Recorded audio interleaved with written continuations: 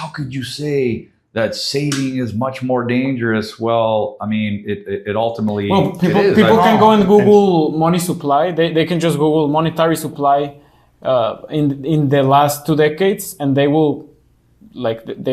I was just having that conversation with my team in one of my companies last week, actually.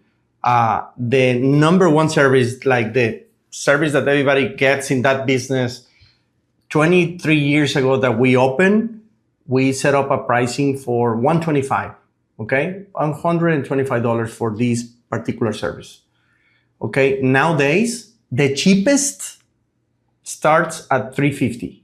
Yeah. So you tell me what's worse, right? Saving or investing? 3 times, sometimes 5 times more, because now the range is between $350 to $750 on that service, when we used to charge $125 23 years ago for all of the different options. It's crazy. So it's between 3 to 5 times more expensive 23 years later. Yeah. Your purchasing power is completely eroded. But for the people that are listening to this, let's make clear, I'm not suggesting that saving is more dangerous when you're just speculating and saying, I'm going to throw 100,000 into this cryptocurrency and I'm going to put 100,000 there and be completely ignorant to what you're investing. That's dangerous. But saving is more dangerous when you are an educated investor and you know what you're investing in and you're educated in that and you have an idea on what it is that you're doing. Then saving is more dangerous. But, let's not... I was going to say something. I have a friend that won the lottery. His dad won the lottery, not like the jackpot, but a very good amount, 30 years ago. And he just put it in the bank. Nowadays, it is worth nothing. I made this comment one time at a presentation that I gave a long time ago, and people were looking at me like, really, you believe in what you just said? And I said 100%. And that is this. If you actually took the world's wealth and you distributed it equally amongst every single human being on this planet, it would only be a matter of time before the rich got rich again and the poor were back to poor status. It is controversial because that depends on who owns, and I'm going to connect this to the point, that depends on who owns the productive assets, So it depends on what decisions you take.